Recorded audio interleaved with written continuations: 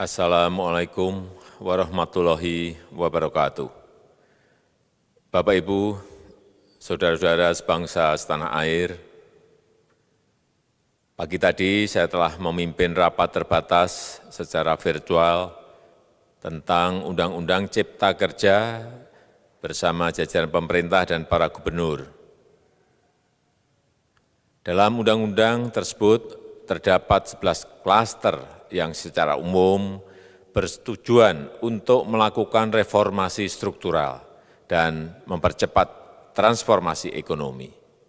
Adapun klaster tersebut adalah urusan penyederhanaan perizinan, urusan persyaratan investasi, urusan ketenagakerjaan, urusan pengadaan lahan, urusan kemudahan berusaha, urusan dukungan riset dan inovasi, urusan administrasi pemerintahan, urusan pengenaan sanksi, urusan kemudahan pemberdayaan dan perlindungan UMKM, urusan investasi dan proyek pemerintah, serta urusan kawasan ekonomi.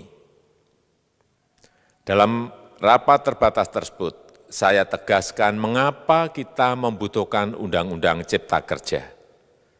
Pertama, setiap tahun ada sekitar 2,9 juta penduduk usia kerja baru, anak muda yang masuk ke pasar kerja, sehingga kebutuhan atas lapangan kerja baru sangat-sangat mendesak.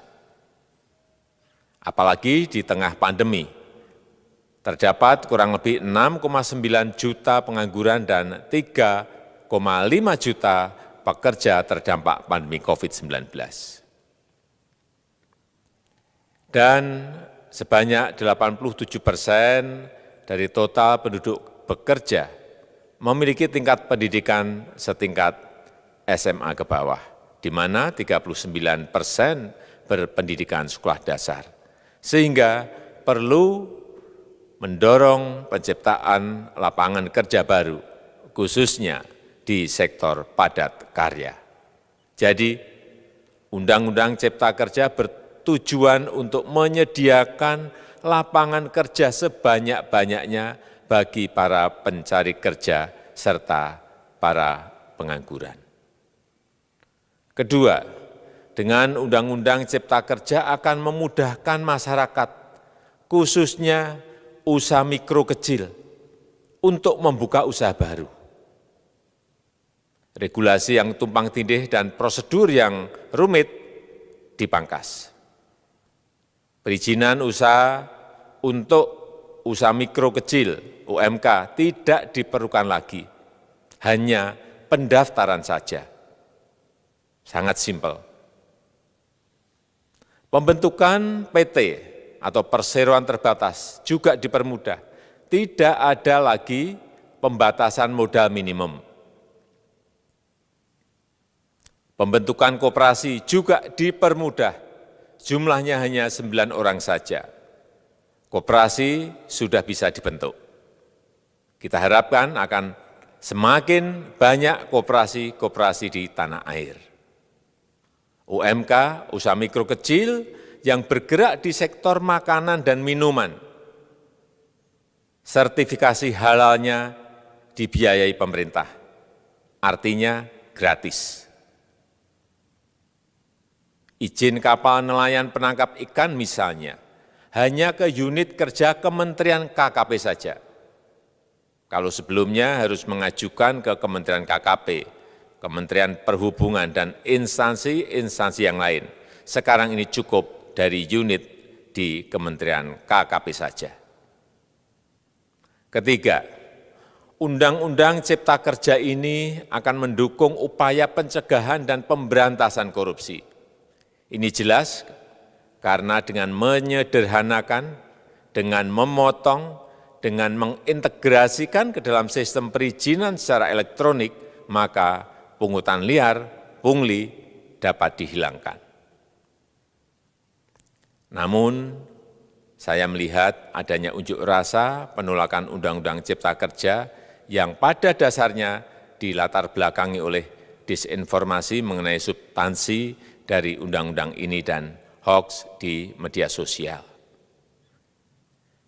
Saya ambil contoh, ada informasi yang menyebut tentang penghapusan UMP, upah minimum provinsi, UMK, upah minimum kota kabupaten, UMSP, upah minimum sektoral provinsi. Hal ini tidak benar, karena faktanya upah minimum regional, UMR, tetap ada.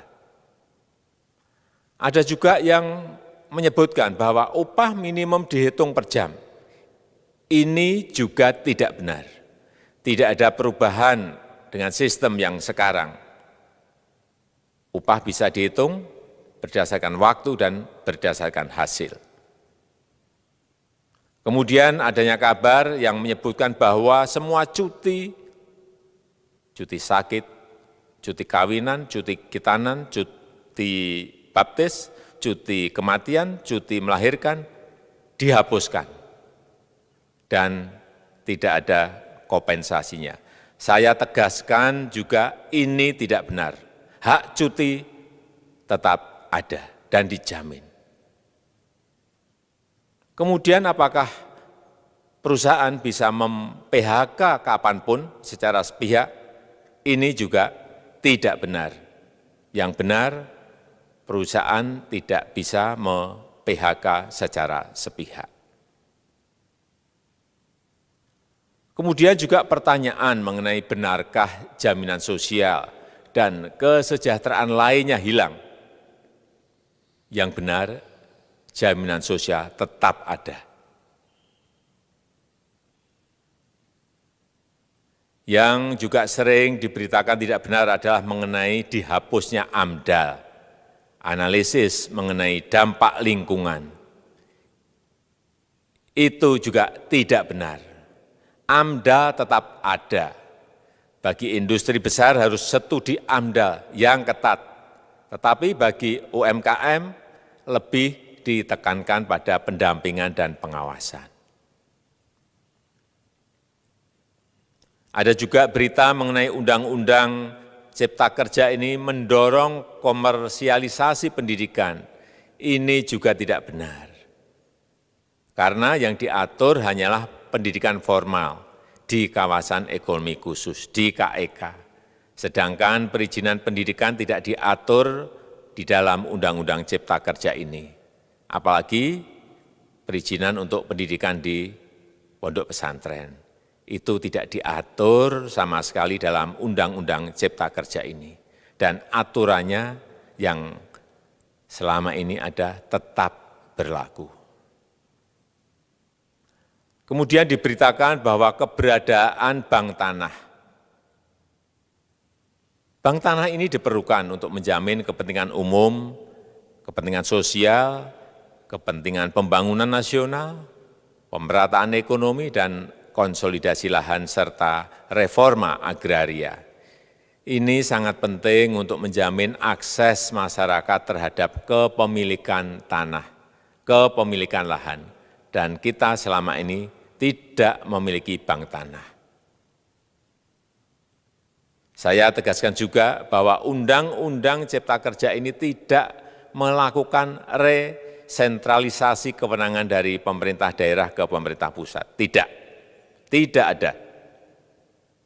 Perizinan berusaha dan pengawasannya tetap dilakukan oleh pemerintah daerah sesuai dengan NSPK, norma, standar, prosedur, dan kriteria yang ditetapkan pemerintah pusat. Ini agar dapat tercipta standar pelayanan yang baik di seluruh daerah. Dan penetapan NSPK ini dapat nanti akan diatur di dalam PP atau peraturan pemerintah. Selain itu, kewenangan perizinan untuk non-perizinan berusaha tetap ada di Pemda, sehingga tidak ada perubahan. Bahkan kita melakukan penyederhanaan, melakukan standarisasi jenis dan prosedur berusaha di daerah. Dan perizinan berusaha di daerah diberikan batas waktu. Ini yang penting di sini. Jadi ada service level of agreement. Permohonan perizinan dianggap disetujui bila batas waktu telah terlewati. Saya perlu tegaskan pula bahwa Undang-Undang Cipta Kerja ini memerlukan banyak sekali peraturan pemerintah atau PP dan peraturan presiden atau Perpres. Jadi setelah ini akan muncul PP dan Perpres yang akan kita selesaikan paling lambat 3 bulan setelah diundangkan. Kita pemerintah membuka dan mengundang masukan-masukan dari masyarakat dan masih terbuka usulan-usulan dan masukan dari daerah-daerah. Pemerintah berkeyakinan melalui Undang-Undang Cipta Kerja ini jutaan pekerja dapat memperbaiki kehidupannya dan juga penghidupan bagi keluarga mereka. Dan kalau masih ada, jika masih ada ketidakpuasan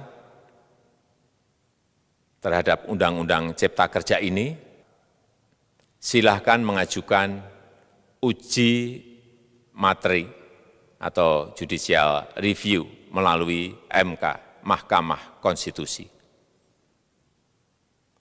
Sistem ketatanegaraan kita memang mengatakan seperti itu. Jadi, kalau masih ada yang tidak puas dan menolak, silahkan diajukan uji materi ke MK. Saya rasa itu yang bisa saya sampaikan pada kesempatan yang baik ini. Terima kasih. Wassalamualaikum warahmatullahi wabarakatuh.